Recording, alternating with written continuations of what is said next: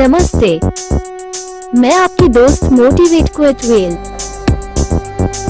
आज आप लोगों के लिए अकबर बीरबल की कहानियों की श्रृंखला में से हम लेकर आए हैं एक और रोचक अकबर बीरबल की कहानी, अंगूठी में भगवान। आगे बढ़ने से पहले आपसे हमारी गुजारिश है, आप हमारे चैनल पे नए हैं तो इसे सब्सक्राइब कर ले। कहानी अच्छी लगे तो इसे लाइक कर अपने दोस्तों के पास शेयर करें। चलिए कहानी शुरू करते हैं।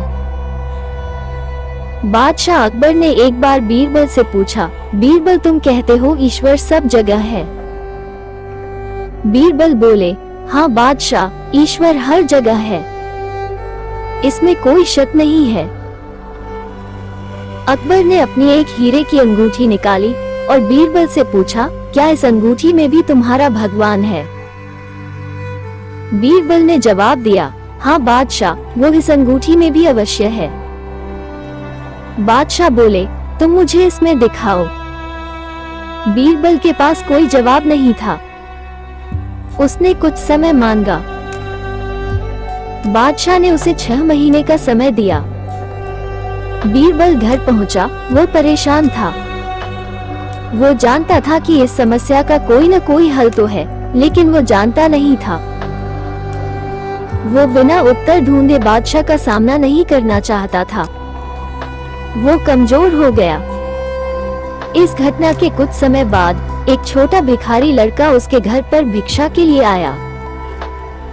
उसने बीरबल से पूछा, आपको क्या कोई परेशानी है? आप इतने उदास और परेशान क्यों हैं?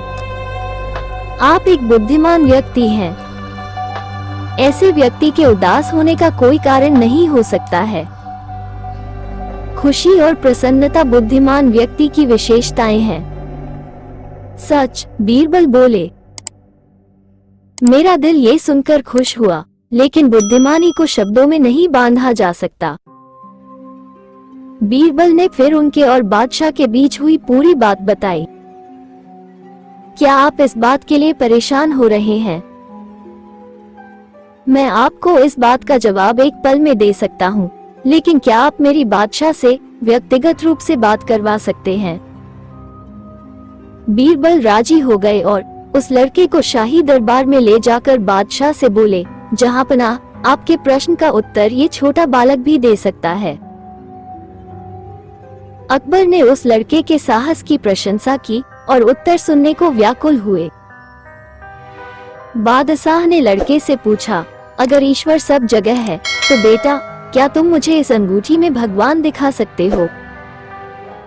जहांपनाह, लड़के ने उत्तर दिया, मैं आपको एक पल में उत्तर दे सकता हूँ, लेकिन मुझे प्यास लगी है। मैं आपके प्रश्न का उत्तर एक गिलास लस्सी पीने के बाद दूंगा। बादशाह ने लस्सी लाने को कहा। लड़के ने लस्सी पीनी शुरू की और बोला, बादशाह, मैं मक्खन वाली लस्सी पीता हूँ। आपका सेवक जो लस्सी लेकर आया है वो मुझे पसंद नहीं आई और इसमें से मक्खन भी नहीं निकल रहा है। बादशाह बोले, ये लस्सी बहुत उम्दा किस्म का है। याद रखो छोटे बालक, तुम बादशाह की व्यक्तिगत डेयरी से लाई गई लस्सी पी रहे हो।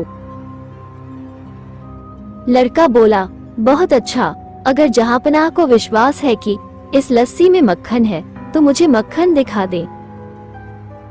बादशाह जोर से हंसे और बोले, मैं बताता हूँ।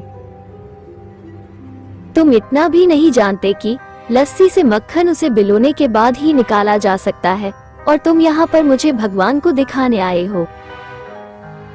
मैं कोई मूर्ख नहीं हूँ जहांपनाह, लड़के ने तुरंत जवाब दिया।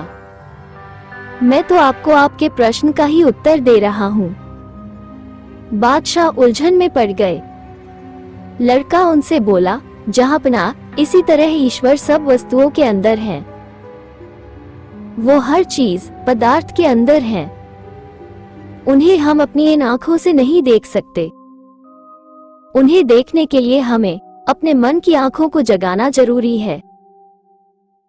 हम ईश्वर को महसूस कर सकते हैं और उन्हें अपनी बुद्धिमानी की आंखों से देख सकते हैं, लेकिन उससे पहले हमें अपने शरीर के पंच तत्वों और वस्तुओं को बिलोकर अलग करना पड़ता है, दही की तरह। उस लड़के ने अकबर के प्रश्न का उत्तर दिया और बादशाह उससे बहुत प्रभावित हुए। वो और भी जानना चाहते थे और लड़के से पूछा, बच्चे, अब तुम मुझे बताओ, तुम्हारा भगवान हमेशा क्या करता रहता है?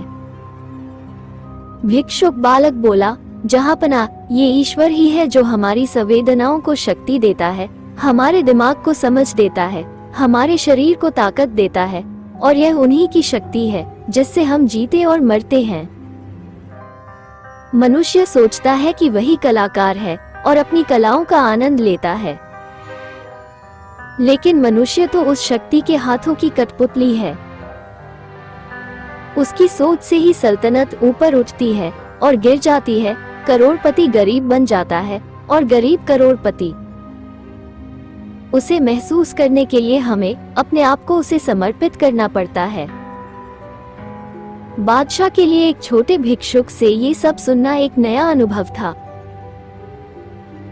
अकबर अपने विचारों में लचीलापन रखते थे और इस छोटे हिंदू भिक्षुक की बातें सुनकर ही शायद वह धार्मिक व प्रशासनिक बातों पर विचार विमर्श के लिए मुस्लिम फकीरों और मौलवियों के साथ हिंदू विद्वानों को भी आमंत्रित करने लगे। शिक्षा, अवांछनीय स्थिति में चतुराई से पेश आना चाहिए। यदि हमें किसी समस्या का हल न मिले तो इसका अर्थ यह नहीं कि उस समस्या का कोई हल नहीं है। ऐसे में अपने अधीन और साथ काम करने वालों के साथ मिलकर समस्या का हल खोजा जा सकता है। कहानी अच्छी लगी हो तो इसे लाइक कर दें और अपने दोस्तों के पास शेयर भी कर दें। आपने अभी तक इस चैनल को सब्सक्राइब नहीं किया है तो इसे सब्सक्राइब कर लें। इस वीडियो को अपने दोस्तों के पास शेयर जरूर कर दें। इस वीडियो को अंत तक देखने के लिए धन्यवाद।